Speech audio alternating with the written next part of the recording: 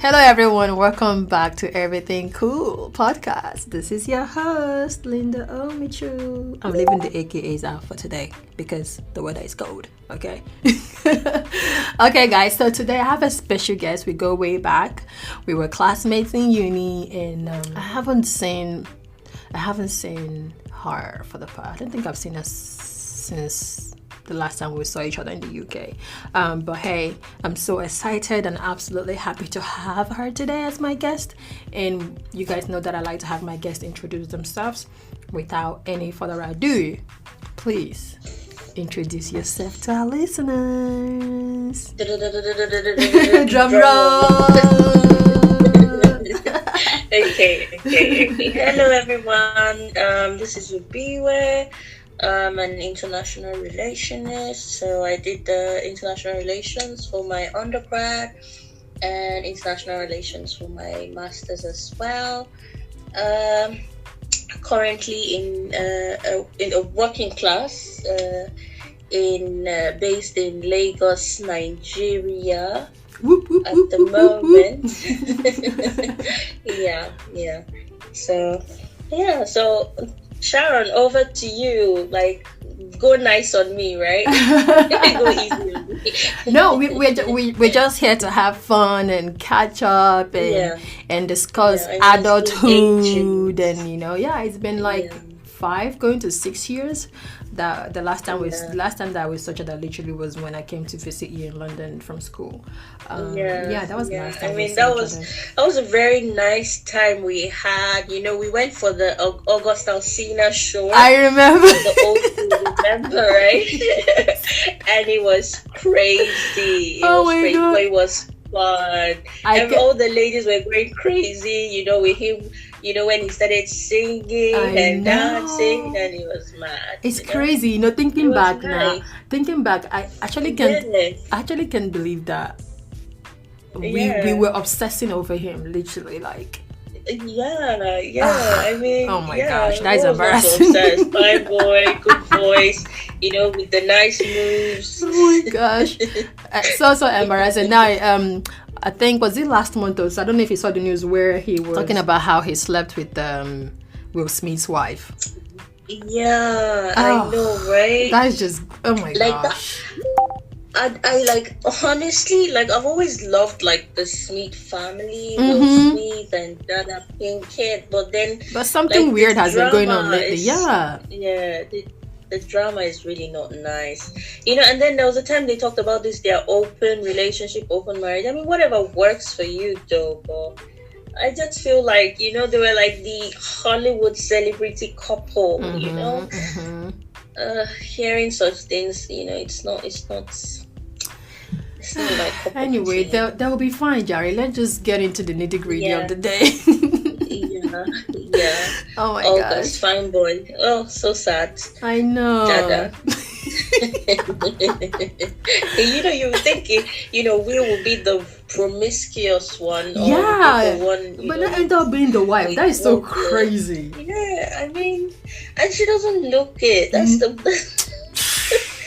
anyway, whatever makes you happy, right? Tell me about it. Like, it's so crazy. He loves her, and their marriage is working for them. I mean, I know, right? They said different. Who are we? I know, different strokes. Different strokes for different folks. Yeah. Anyway, okay. I and Ubiwe were classmates in Novena. The almighty Novena. Yeah. We were classmates and it was fun. It was pretty fun. What would you say was a fun time for you back in uni? I would say fun time for me in uni.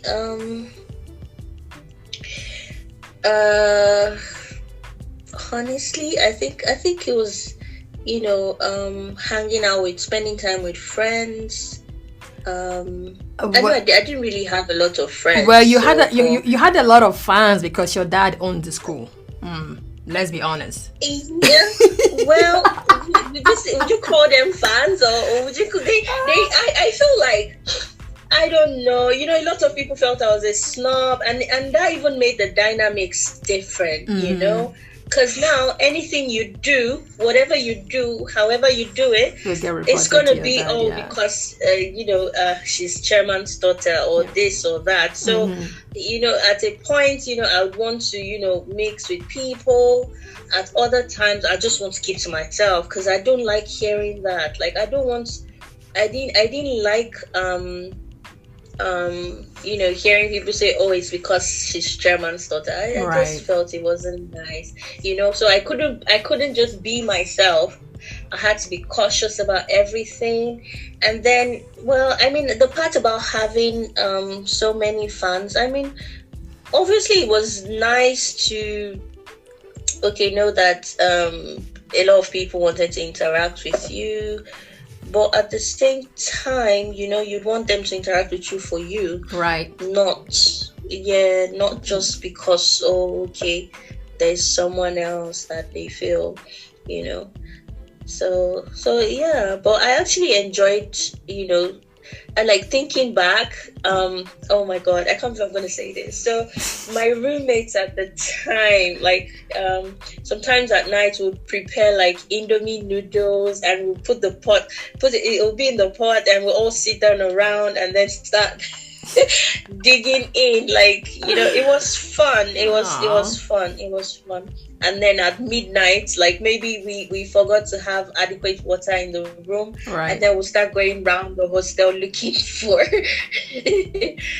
for someone who remembered to stock up water in the room.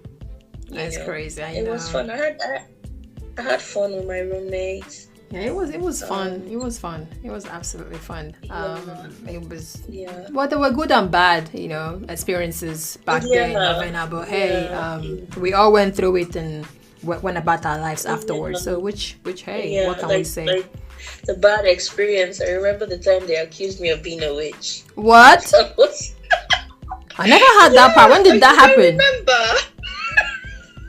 Are you serious? I did not hear that part though. You don't remember? No. I for remember now. Come on. I for remember this gist now. I did not do. I'm just hearing it. I'm just hearing this for the first time, for real. I'm serious. Yeah, it did. And I think that period my dad was like, he was gonna put me around nuns. Reverend sisters. Wow. I'm surprised. I'm just hearing about this. I did not hear this gist too. Yeah. Interesting. And it was like, it was, when you said it, I was just like, you know what, it's not necessary. Like, what's the worst that can happen? I just prayed about it. And when things like that happen, you get to have those who would stand by you, and then you get to know those that wouldn't, That is true. So yeah, you get to know those that would actually stand by you and those that wouldn't. And then you have those that would like, oh yes, I knew it right from time, and then those that would actually know that, oh no, this person is a good person. There's no way in a million years that this could be true, So, but it was just a silly, I think looking back, I think it was cause when you have a clique of friends that are really tight and they seem to share like similar bonds or everything, it just seemed ideal in African society to say, they're cult or they're, into some fetish things, it just seemed that way to me. But that is weird, honestly. The only thing I can remember was, they said my people worshipped snake, and our school was in Amai. Yeah. And also, if the snake comes into your room, you don't kill the snake or you're in trouble. That's the only thing that I remember. Till date, they still worship snakes, Wow. And they have like the mother snake, and whenever it comes out, they have to call the person that recites the incantation so that it goes back to where it's coming from. And then they have this belief where if you're an indigene of the place, the snake can never hurt you or harm you in any way. It's only there to protect you and all that. Wow, that's So, cool. yeah. What would you say people misunderstand about you the most? Yeah. I think what I think people misunderstand my person a lot. And maybe it's both ways. It could be them, it could also be me. And why I'd say that is I'm not a very friendly person, but when I know you and I am open to I think whenever I am in my, I just want to have me alone time, and I'm, in my thoughts and my own zone, they take it to mean like I'm just being snobbish or proud or arrogant or something like that. So yeah, but I think I try to be a ride or die person for those that are close to me, those that are friends. And yeah, I just feel like at the end of the day, those that really know you will really know you. But I feel one thing people misunderstand a lot is they tend to see me as someone who's snobbish. Snobbish, maybe rude, maybe proud. I can relate. I don't know. And I feel like, like I mentioned earlier, I feel like considering the environment, say school setting, because I went to both secondary and uni of my dad's school. It was only my master's that was different.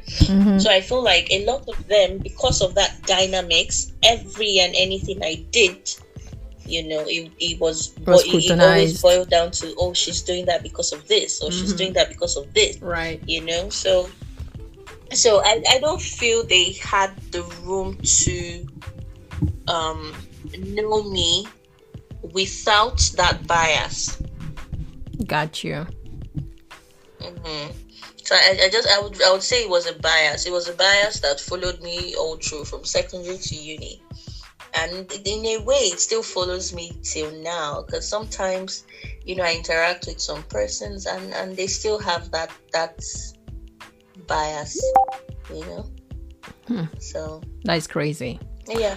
No, I was just gonna say, but I still have those that, regardless of the bias, yeah, they didn't let the bias like control the interaction. They just took me for me and took it that, well, whether there's a bias or there's no bias, this is who she is and this is who I'm going to accept her to be. Basically, yeah. That's interesting.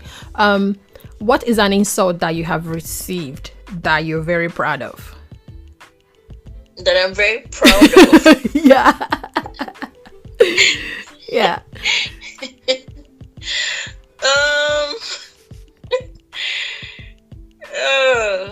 What would that be? Okay, I think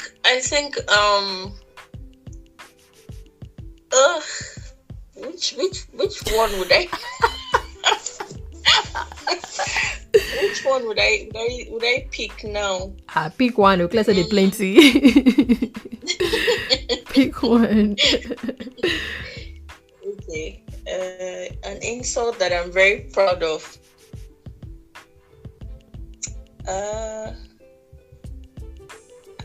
I would say the one thing I've gotten a lot of insult for is being my father's daughter, and that's in the sense of being the owner of the school's daughter. Yeah. Ah, okay, that makes sense. Okay. So students now, if there's anything wrong with the school, you take it out on the owner of the school, or you take it out on the child of the owner of the school. So it's an insult that it has come in different ways. However, will I take back the fact that that institution exists, or that institution has paved the way for a lot of persons to, graduate and have their degrees, I would never take it. So it's something I'm proud of. And I don't like the insults though, but hey, you can't eat your cake and have it. Facts. So Facts. I think I'm proud of the fact that it's a positive. However, the insults come, it still has its positivity to it. Right.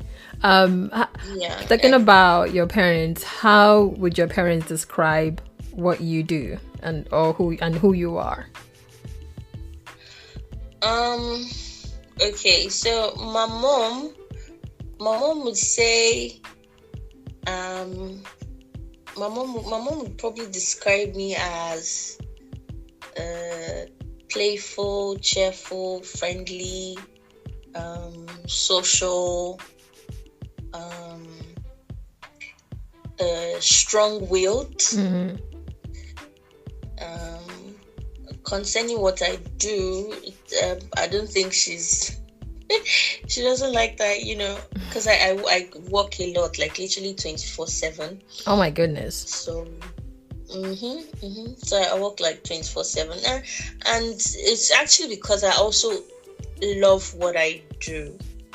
I actually love what I do. So when I'm at work, I'm enjoying every moment of it. I mean, there are bad days, yes, but I enjoy every moment when I'm at work. My dad would say I'm quiet, reserved, but when I'm not okay with something, I can give it to you hot. Boss. Bad, boss. So, and usually if I'm going to give you boss, then that means maybe you've been pushing it. Right. So you're just going to get it boss. But most of the time, I won't say much of anything. I try not to say much of anything until it's like the cup is filled up. Yeah. That's what I think my dad would say about my personality. Okay. What is your favorite holiday? Christmas. Why Christmas? I just love the atmosphere during Christmas, especially in the UK. During Christmas. It's family time, family bonding, and even right from childhood in Nigeria, like Christmas, we go to my uncle's place. We used to call him Big Daddy. It's my uncle, my maternal uncle. So we call him Big Daddy. We'll go over to his place, all the kids, all the cousins, everybody in the house, and then he would get like bangers. He'll get bangers, and everybody we'll all line up, and he'll share like 5 packs for everybody, all the cousins, all the kids in the house. And if yours finishes, then he'll share another like 2 packs for everyone. And then we'll go to his balcony, light it up, and toss it in the air. That was like from childhood memories, like really, really young ages. And it was always fun to be with my cousins, to be with my siblings, and have fun. Then they'll kill like big goat. Well, sorry, apologies to the vegetarians. They go do okay. But in Africa, when you have a big event, we kill cows or goat, or lamb, or chicken. Apologies to vegetarians. So we'll kill cows and distribute it. So it was really a fun time. You'd have nice meals, different menus for everybody. I think the fun part of it was basically family time. Everybody comes from everywhere. Wherever you are, you all have to come in. Whatever country you are, Australia, Canada, UK, whatever country you are, you just have to come in for Christmas. That is true. And it was fun. I remembered when we were kids too, and Christmas time was just daytime. Apart from looking forward to all the money that you're going to get from your uncles, your aunties, the number one major thing that we'll look forward to on Christmas Day is the new dress. Okay, it is the new dress. Okay. I still beef my dad for something. I think there was a time when my uncles came when I was younger, and then he gave me £20 or 50 pounds back then, and it was a big deal. Yeah. And then my dad was like, let me keep it for you. And till date, I'm not seeing that money. Anytime I mention it, he'll be like, who paid your school fees? Right. He's right. That covers the scripts and everything. Yes, the money you spent on me cannot compare. That is true. Yeah. £20. Christmas time. I still feel, I don't know why, but I still feel like, but they gave me the money to just give. Oh my gosh, you're right. Christmas time in Nigeria is one of the best time ever. The food, the clothes, the money you get. I don't know if money is, if uncles and aunties to give little kids money these days. Christmas, though. And that when we were younger, you'd have to get like Christmas clothes. Yes. And Christmas gifts, Christmas shopping allowance. Yes. It was like the best time. Yeah. It was the best time. And my grandpa always killed plenty because he's a farmer, or he was a farmer because he's late now. He was a farmer and he has tons of goat, and from January to December he keeps like special goats that they're gonna be they're gonna be slaughtered for Christmas and New Year. Wow. Yeah, so for me, I always look forward to the grilled goat meat because it was like the shit, the oh my gosh, the food that you see your uncles from all around, from everywhere, from the corners of the world coming home, and it was really, really fun. It was really, really fun. I don't know how things are now, but then it was just Christmas time is like everybody looks forward to that time, because it's just family time, fun time. You catch up, you see all your cousins you haven't seen like in a year or more, and it's just amazing time. It's fun. It's a good feeling. Yes, absolutely. The way we celebrate Christmas, I think, is different from the way people outside Nigeria celebrate Christmas. But at the end of the day, it's still the same celebration, But like I love it. It just brings so much memories, so much fun times, and it's the best time, I believe. Oh my gosh. If you could go back in time, what piece of advice would you tell your 18 years old self?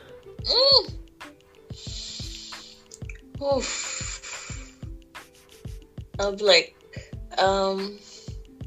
you're doing really well. I think that's the best advice I would have given myself. Like, you've done really well, and whatever happens, I want you to know that you've done the best you could, and that's all that matters. That's right. Yeah, I think don't beat yourself up too much about things. Oh yeah, and stay away from emotional drama. We're gonna get to that point. Yeah, I would tell my 18-year-old self, trust me, you were better off without the emotions in the first place. Yeah, you should have just stayed cold. Oh my goodness, what happened, Ubiwe? Where's this coming from? Whoa.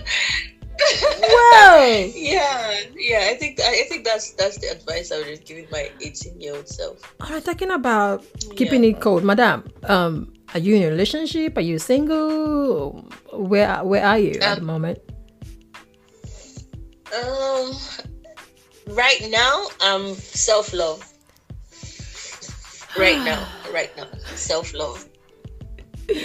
Okay, I'll take that. When was your last relationship and how long was it?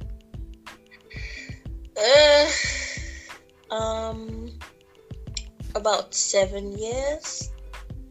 Is it the one that I'm thinking? Which of them? Not which one are you thinking? Let me know if that's the one. Oh, no. I think it's the one that I'm thinking. Which one are you thinking? I don't know his name. Yeah. But you always posted him on your Instagram. Am I correct? Yeah, that's the one. That's the one. 7 years. Yeah. Okay. It's a long time, huh? Well, I wouldn't say it's a long time per se, because it depends on it depends really on the person and the reason behind you waiting. It could be that, okay, you just want, like you say, you are in that self-love zone right now. So hey, a lot of people takes longer time to just decide to open up again and try a relationship again. So depending on how the previous one ended, did he end on an amicable way, or was he how, if you don't mind me asking though, but it's a question if you want to answer. If you don't want to answer, it's absolutely fine. Okay. How did he end? I think what I would just say is or should I rephrase that and say, what happened? Because I know you guys were like really into each other, you guys loved each other, so I don't know what happened. I think the best thing to say is, when you have two stubborn people, yeah, it's inevitable that distance creeps in. Oh, so it was distance that happened. Yeah, and not like physical, environmental distance or geographical distance. Oh, okay. But just like, I think distance in the sense that you just realize that you're together, but then you're not together. That makes sense. I don't know if that makes sense. You're together, but then you're not together. So, if I get that correctly, more like you guys were together, but you guys grew apart.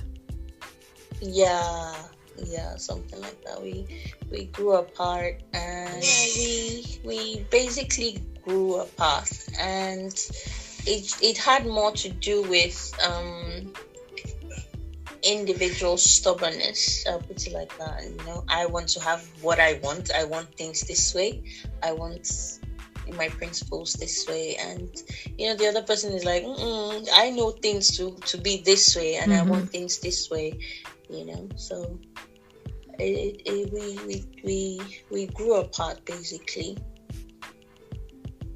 Do you at any point in time after you guys broke up feel like maybe I should have compromised in some sort of way, or I mean, we're still in good terms. We still talk. Okay, that's good. Yeah, we still talk. We still hang out from time to time. Okay. Yeah. So that's why I'm trying to be careful. Right. Because hey, maybe you guys will make up tomorrow and boom, there might be like wedding bells. Invite me because I want to go shop, right? So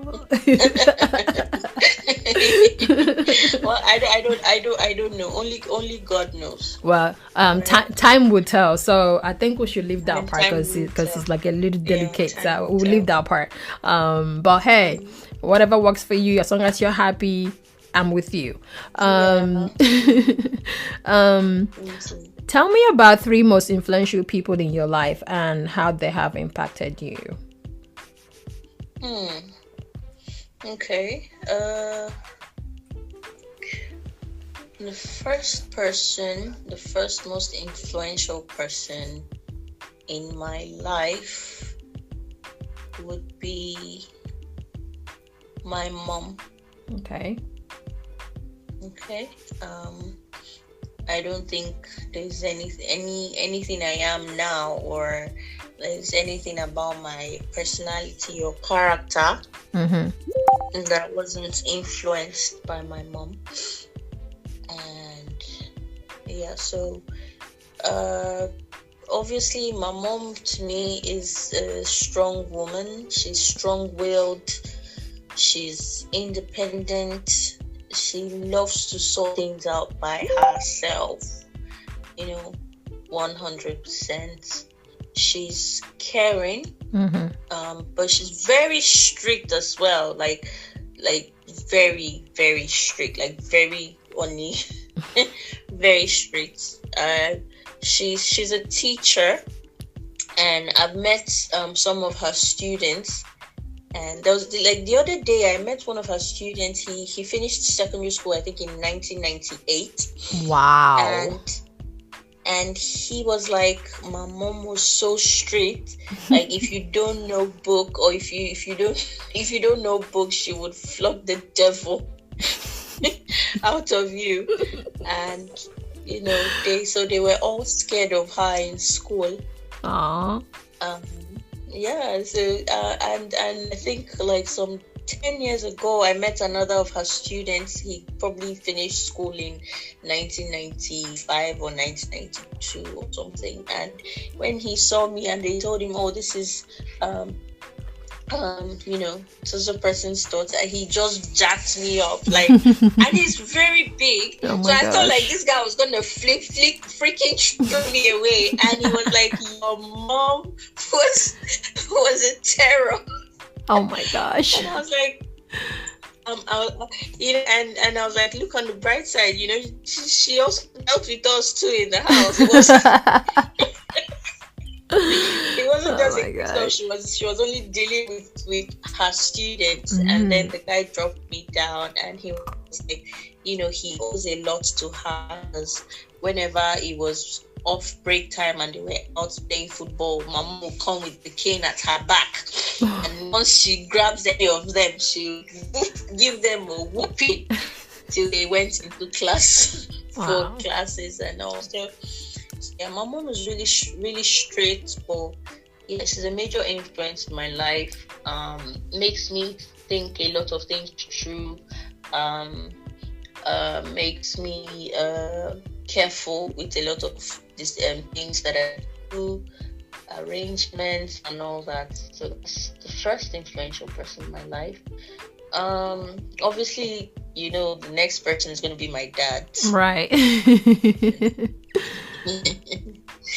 So, I think my dad, every girl has that father figure and that they love, aside from the fact that they always get to get money from them. Obviously. But I think what I respect about my dad was knowing that he was sponsoring a lot of students, both locally and internationally, through school.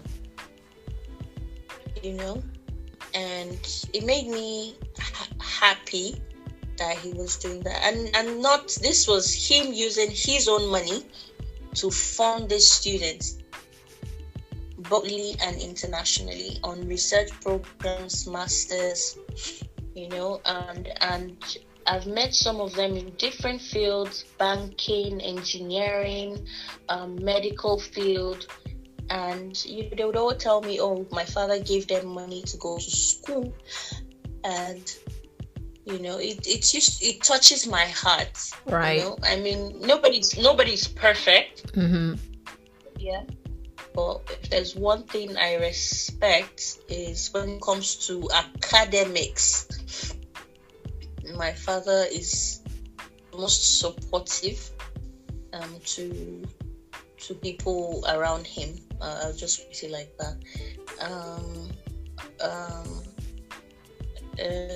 So my father is another major influence in my life, because I when I think about that, I always tell myself, you have to do well, you have to do better. You also need to get to a point where you can be a positive influence in terms of maybe assisting the less privileged, orphanages, if possible, even funding people through school, if possible. Yeah. So that's the second most influential person, and the level of influence that they've had in my life. It makes me want to be better. It makes me want to get to that point of success where I can be a positive influence in the life of other people. Others. Yeah. The third influential person, and that should even be the first person, I would say it's God. I'm not gonna give any other human being. I'd say it's God. Okay. And the impact God has had in my life has been phenomenal. And even though I still fight God from time to time, and I'm like, oh, this or that, or this or that, or why did this happen, or why did that happen? Right. I remember there was a time God told me something. I was so angry, and he told me something, and the translation, he said it in a local language, and the translation was like, why are you being so ungrateful? And I paused to think it through, and I was like, what do you mean being ungrateful? Look at this, look at that, look at this, look at that. And then God showed me so many areas where I could have lost my life. I could have lost a loved one. And God protected us through all of that, So if there's anyone that has been influential in my life, is God and my parents. That's all. That is awesome. No other person. Oh, if I had a fourth person, I'll add my siblings. Of course, you can add more if you want. Because apart from our parents, most times our siblings are also influential in our lives in one way or the other. Talking about that, if you could live anywhere in the world, where would that be?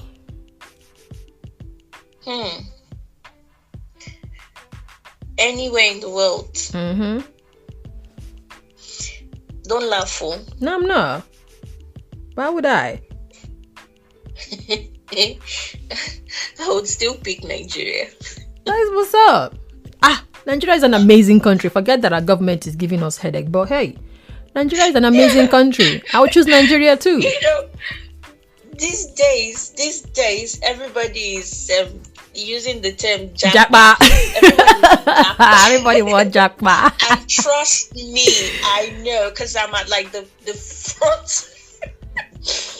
I'm at the front post, so I know, I see them a lot. Yeah, because as an immigration officer that you are, you see everything, I see them a lot, so many of them are jackpotting. They are leaving, but as they're leaving, you also have a lot of them that rush back, but just briefly, because they know that you see Eforibo and Amala, it can never be the same outside the country. You see pounded yam, starch, and banga soup. It can never be the same outside the country. But that aside, I think, so for me, I would still pick living in Nigeria. I mean, I don't mind, my vacation trips outside the country, UK, US. I don't mind if my children decide to live outside the country. That's perfectly fine. So I do. My kids, they can stay outside. They can live outside. That's fine. For me, if I could live anywhere in the world, I would Nigeria is home. I would still want to live in Nigeria. I love the UK. Me too. France is a beautiful city. Talking about kids, how many kids do you want to have in the future? Well, knowing that knowing that you're from knowing that you're from a very big family, large family, like in large family, and sometimes I wonder how do you even keep up with your siblings? Because I don't even know how many you guys are, but I know you guys are like plenty. How do you keep up with your? My brother and I, we would joke and say we're a football team with 3 managers and 1 coach. Your dad had 3 wives, right? Yes. Oh. Yes. Man. So, do you guys like meet each other like sometimes, like all the siblings? Yeah, we do.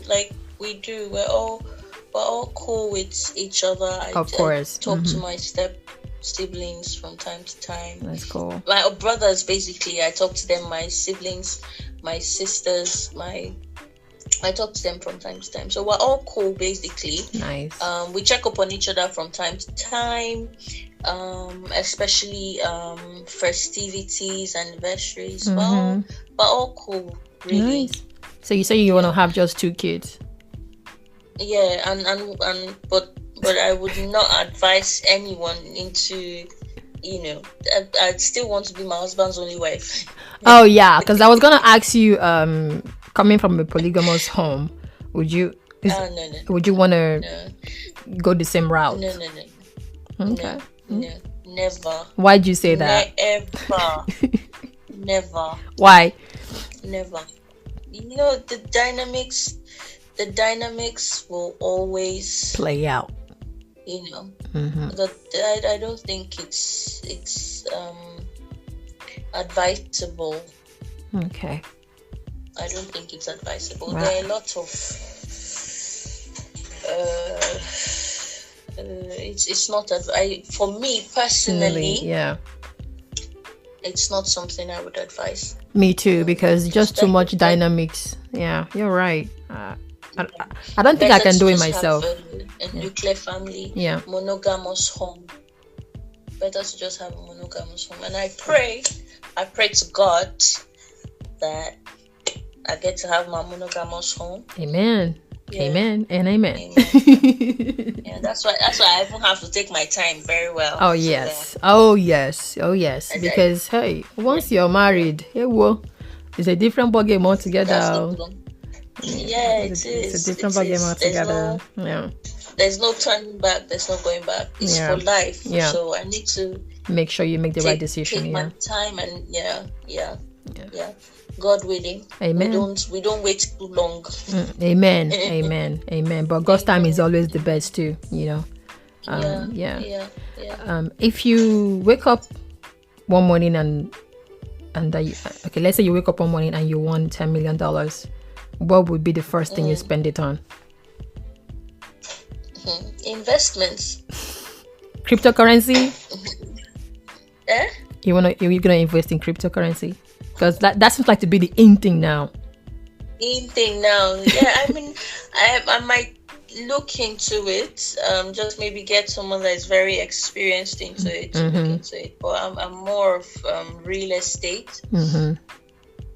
Yeah, so I'd rather invest in real estate, and when the money starts turning over, then I can think of other things to venture into. I would want to spend the money on. Right. But when getting the $10 million, my first instinct would be to invest it all. Yeah. Okay, cool. Being as an international relationist, because you did BSc in it and you mastered it also. So if I say an expert, I'm not far from the truth. No. Well, let's leave the expert part. Those that studied the PhD, those that have done the PhD. Those that did the PhD are the OGs,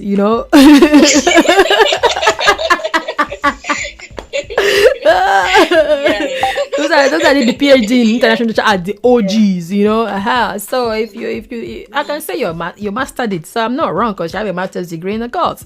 Talking about that, from that perspective, what do you think the world would look like in the next 50 years? In the next 50 years, Right now there's globalization, there's technological advancement. I'm really scared for the future. Me too. I'm really scared for the future, and hopeful that we don't have wars in the future. I'm hopeful we don't have, a repeat of, the First and Second World War. Why'd you say that? It's just because of what I see happening globally. I'm seeing a lot of countries in conflicts, conflicting interests, biological warfare. So technological advancement. I see us moving further technologically. In terms of globalization, the world is already interdependent on each other. I don't think there will be any isolationism within the next 50 years. So I just see us moving on the same pace. Nigeria, honestly, I'm not laughing. The security level in the country is something that is quite alarming. Right. It's quite alarming. Do you think Nigeria will split in the next 50 years? As a government worker, I have to say no. I hope not. But let's say you're not a government worker. Let's pretend you're not a government worker. What would your answer? What would your answer be? Do you think there's possibilities? Do you think there's possibilities that the country will break up? Let's say you are not. Let's assume you're not a government worker. I don't think the stakeholders would allow it. Why so? Interest. It's in the national interest for the country to stay together. I agree with you. I agree with that. I think we'll do better together. We just need to be. We just need to be more of one another. Yes. And fair. Yes. And fair to one another. Yes. That way, Nigeria is a great country. There's no two ways about it. We just need to. Our leaders just need to do better at the end of the day, because it's just so sad with the state of affairs in Nigeria this day and time. It's just ill. Anyway, talking about this day and time, I see that a lot of young Nigerians are talking about therapy. About this wasn't something we grew up being accustomed to, if I'm correct. Yes. Our parents would rather internalize their pain and or most times or go ahead. Our parents would rather internalize their pain and die with it. Or I think therapy. Or get the elders involved, because that is like the therapy for our parents. Yeah.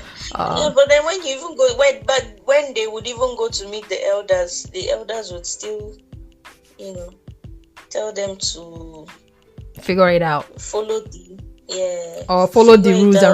rules and regulations of whatever situation is that they took there for. Yes. Talking about therapy and mental health. I see a lot of people from our generation, our time, the young Nigerians these days, taking these things serious, because these are not something like Juju and I just acknowledged that our parents didn't really therapy or mental health was not a thing. Sometimes when they hear mental health, they think you're a mad person, but that is not the case. Yeah. So now, seeing how a lot of Nigerians are taking their mental health serious, and some of us are seeing therapists for whatever issue it is, I'm really happy about that.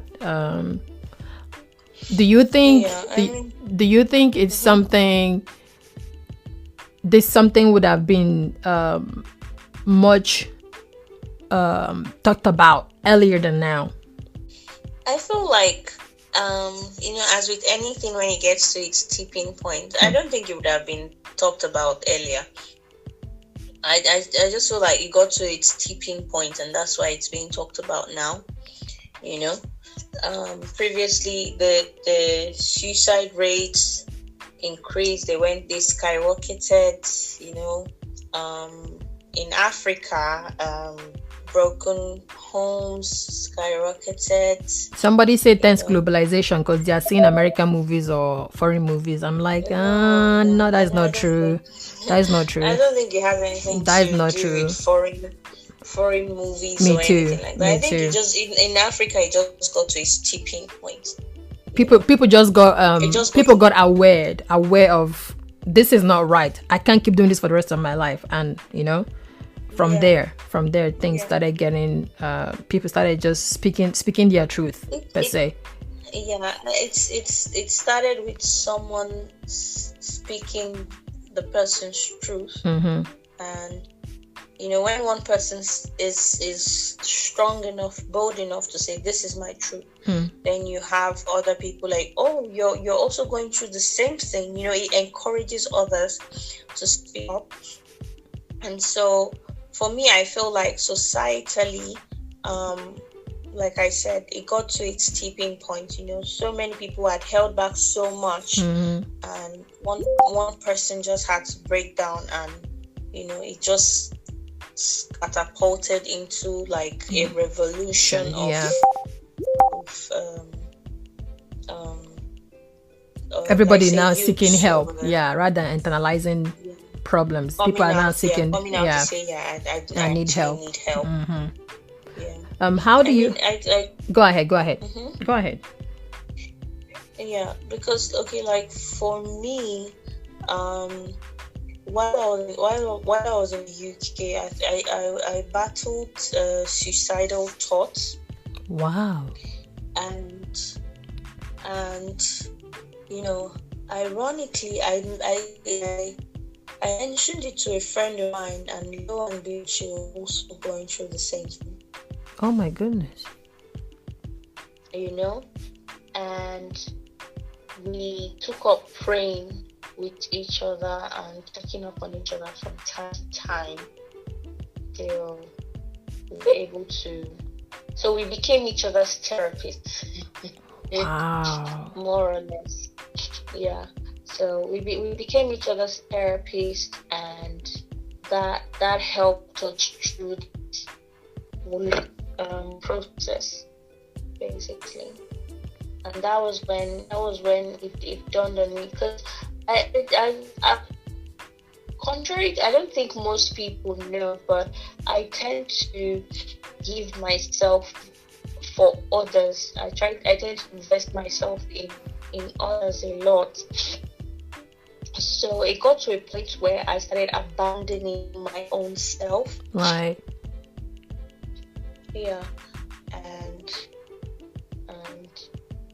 so that whole period, I think it was around the time you came. Like, typical me, I don't travel, yeah. So, but it was also around the time that we went for August Alsina concert, and I was just it's like, crazy. You need to leave a little, you need to leave a little. And that was when I decided, I was like, I'm gonna go spend some time with Sharon. Okay, I'm gonna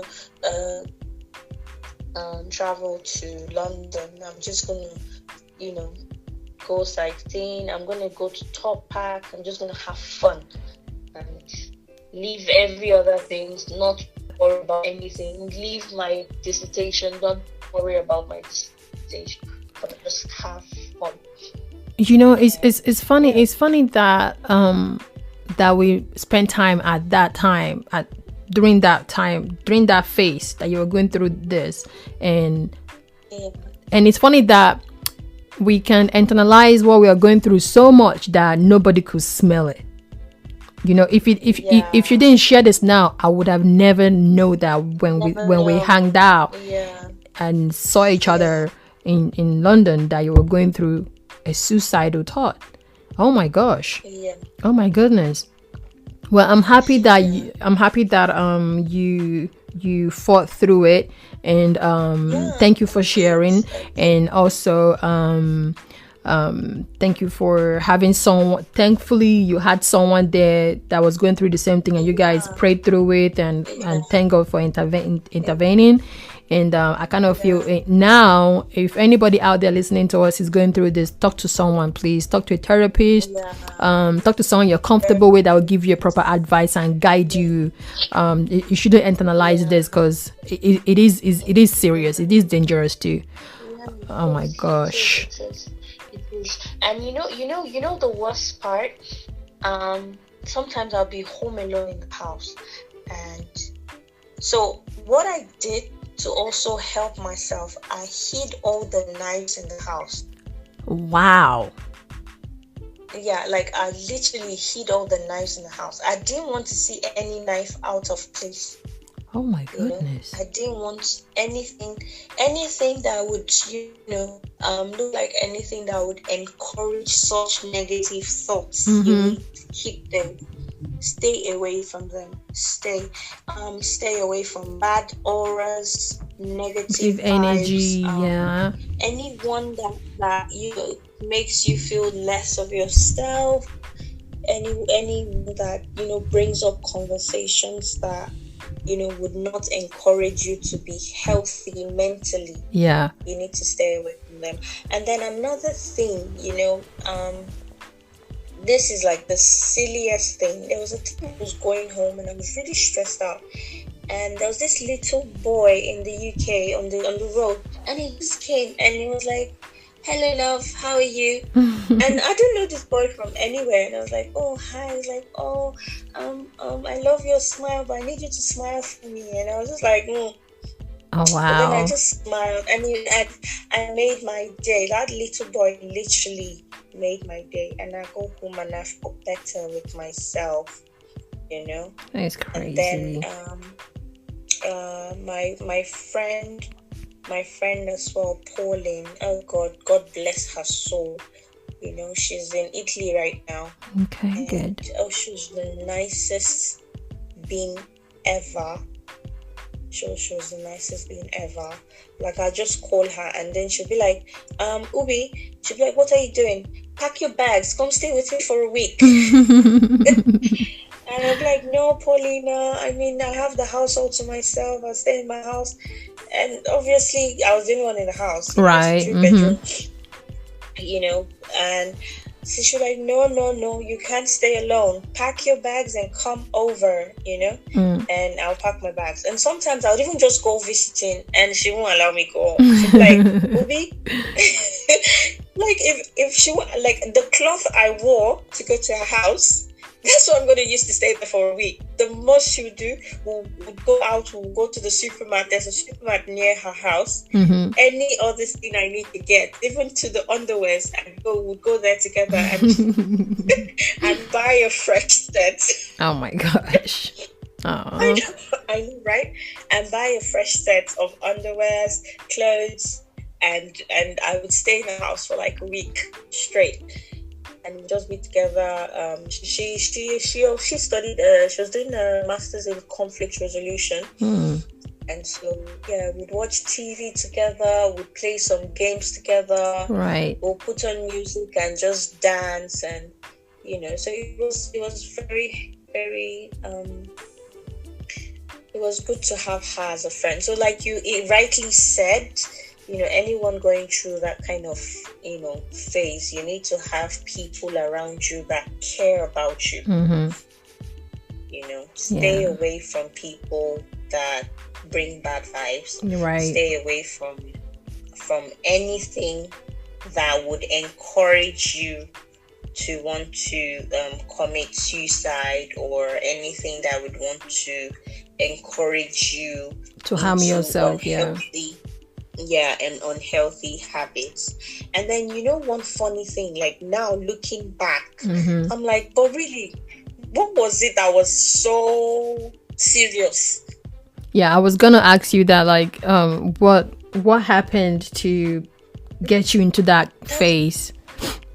That's the thing. Like, when I think about it, there's no one single thing that I can like point and say, oh, okay, this was it.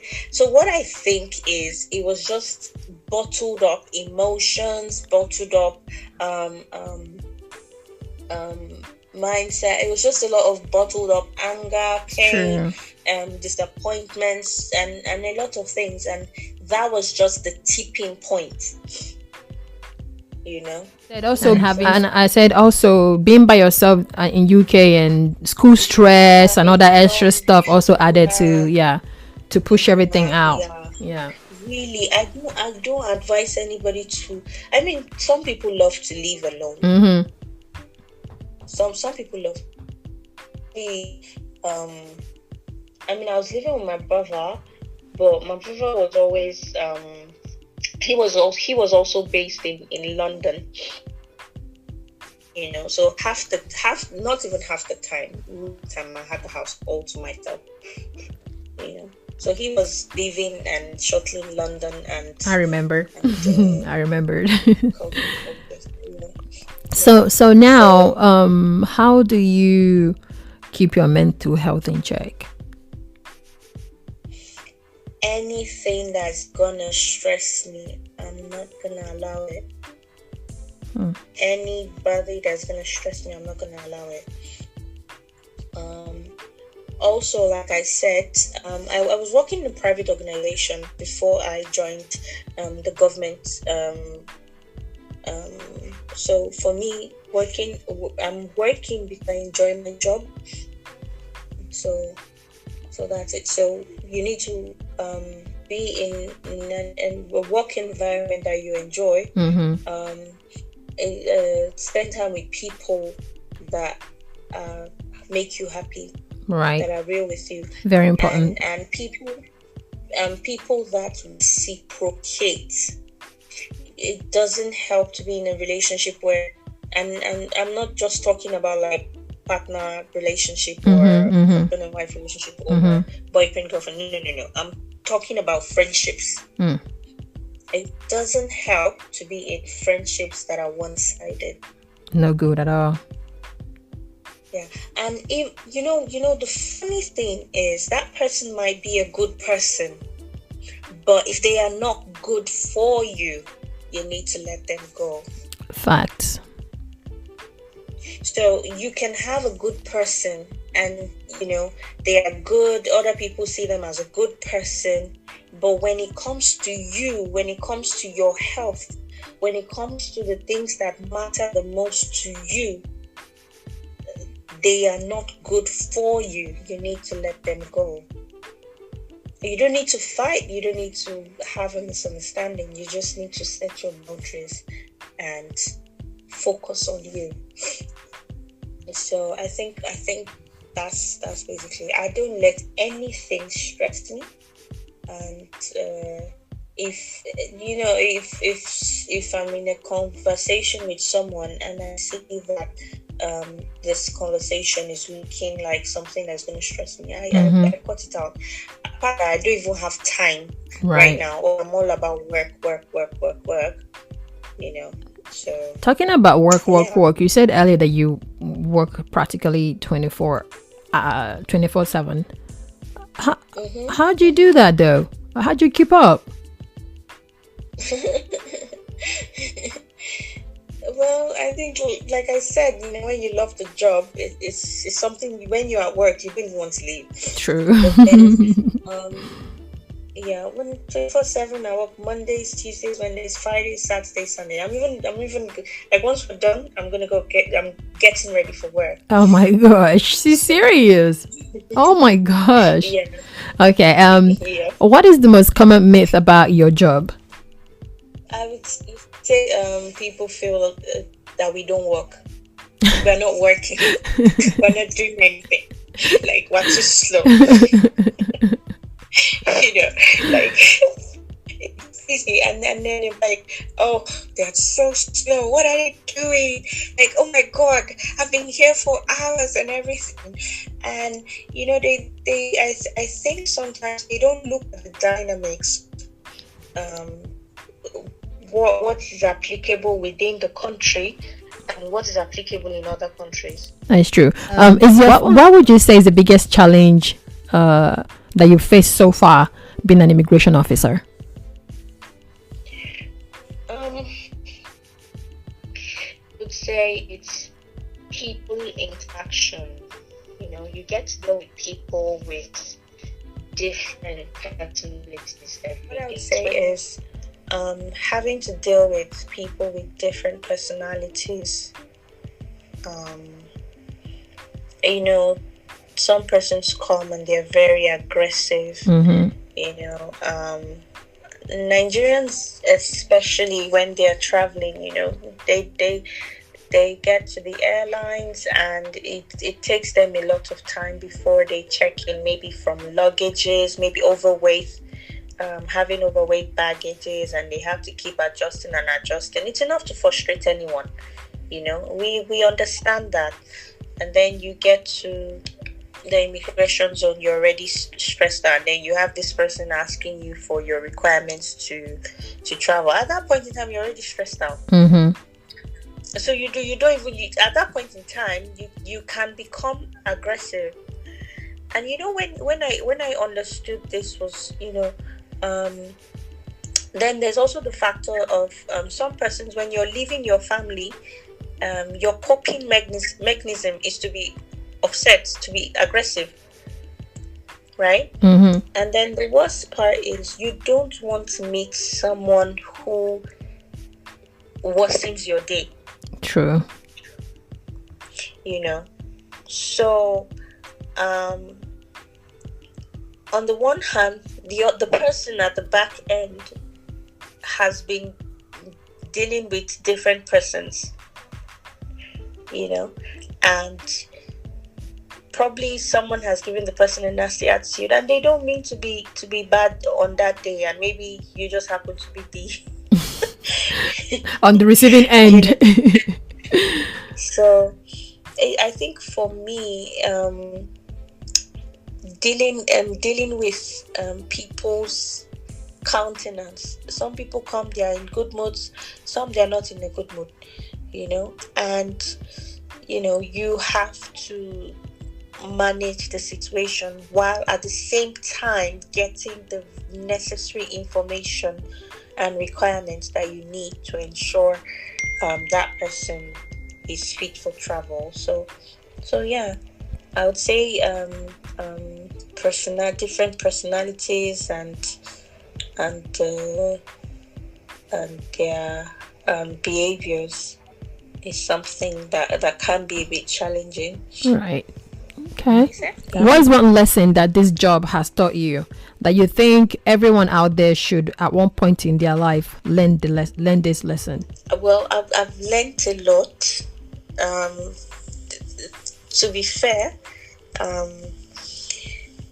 I've learned a lot in the sense that previously, when I would travel, I didn't know all the necessary laws and rules guiding any travel. And I would even say on some trips I've just been lucky to have met the right persons. Right. Because thinking back, some of them were just discretional permissions. So what I've learned is, wherever you're going to, make the necessary research. Like in fact, do as much research. Don't just work on they say, or so person who has been there said. Do your necessary research and get your facts right. I've also learned to be patient. I've learned to be very patient and understanding. Mm-hmm. And to be patient and understanding, and to be very courteous and to absolve other people's pain. Let me put it like that. Oh my gosh. Also like to absolve other people's pain. And then so there's so much I've learned. Honestly, in it's something that it's an experience that I'm grateful for. Right. I don't know how to explain. It's something I'm very grateful for. Like, there's some jobs you work and it's just you're working to get food on the table, or you're working to get your paycheck at the end of the month. Mm-hmm. But currently for me, it's just a learning phase. Like, I'm learning, I'm gaining a lot of knowledge I never knew, not just for my country, but for international on an international level, not just one country, major countries, so Sure. all countries. So it's something I'm delighted about. I'm so happy for you.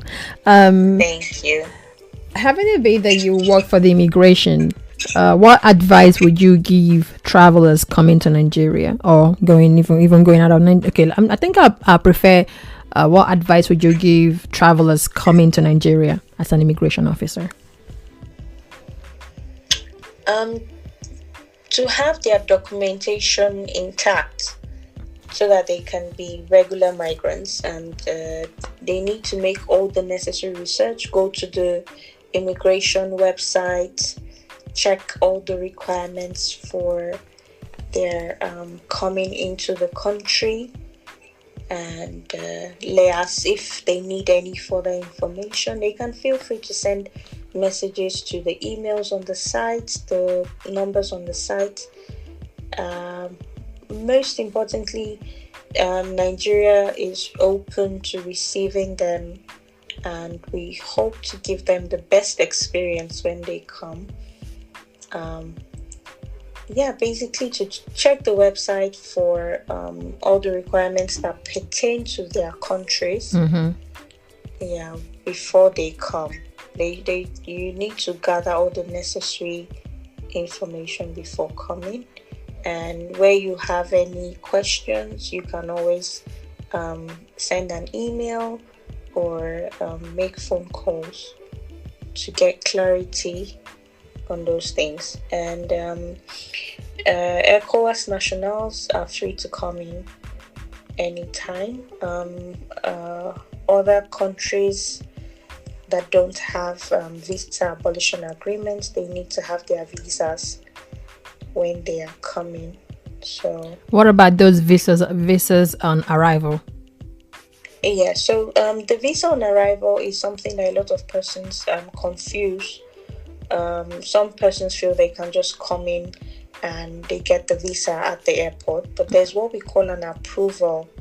So you apply for the visa on arrival through the website, of course. Mm-hmm. And when you apply for it through the website, if it's approved, you'll be issued what we call an approval slip. So that's the approval slip that you use to come into the country. Okay. And when you come into the country, you present the approval slip, and the immigration officers will take you to the visa on arrival counter, where the visa will be issued out to the traveler, and then they will be forwarded for their immigration clearance.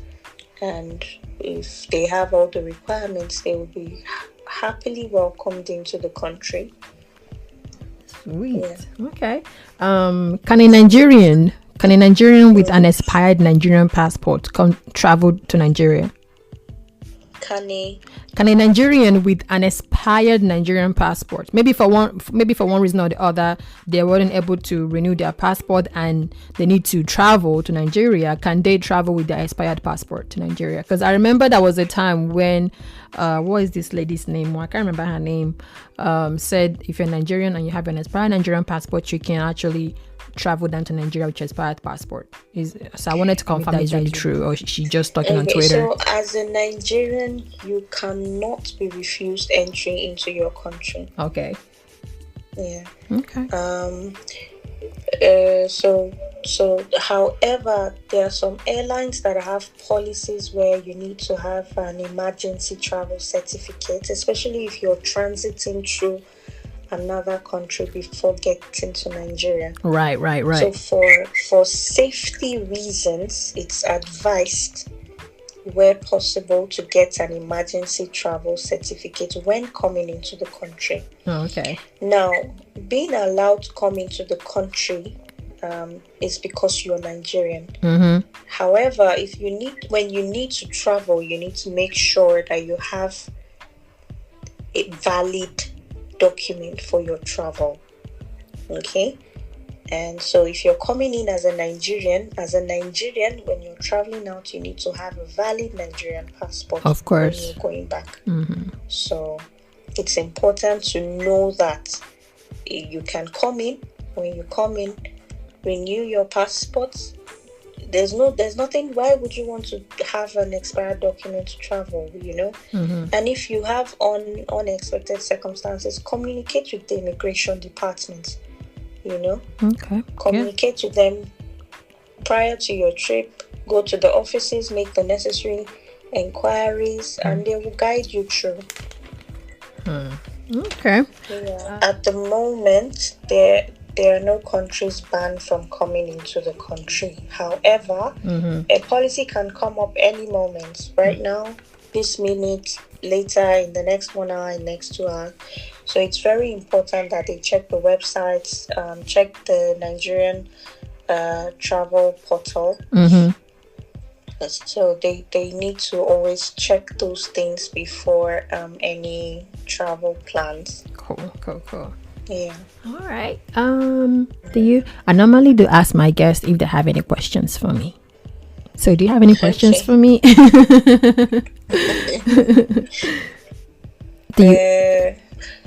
Okay.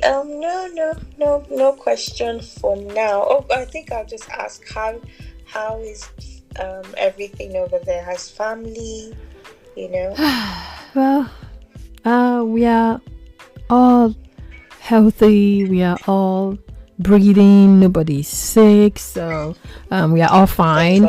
Absolutely priceless. So I'm happy everybody's healthy, and we are just grateful for the gift of life. Actually, yeah, we are fine. I just miss home, but what can I do?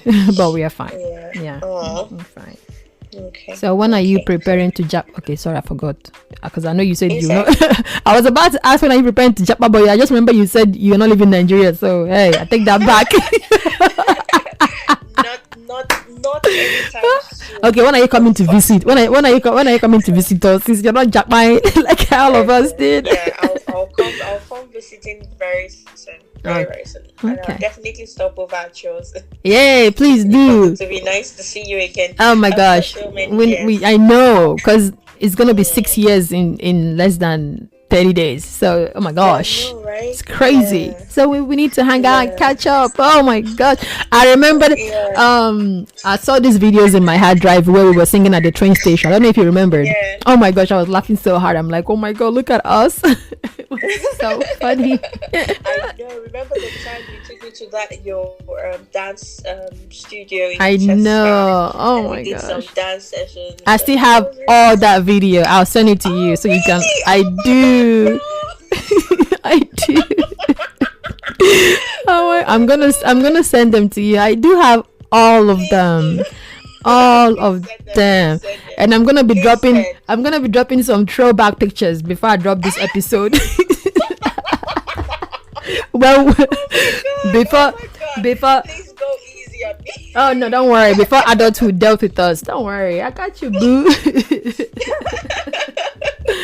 Oh my gosh! Oh, it was such a fun time, and thank you so much for same here. Thank you for having me. Oh, I should be the one thanking you because I know you're about to go and get ready for work. So thank you for giving me that time and opportunity to have you on here. Thank you so much. Thanks, thank you for listening to Everything Cool podcast. Please don't forget to subscribe to our podcast so that you get notified whenever we post new episodes. Don't forget to leave us a 5-star rating and a review. Recommend our podcast to your friends and family, even your enemies. Please don't forget to be kind out there, and God bless. Bye-bye.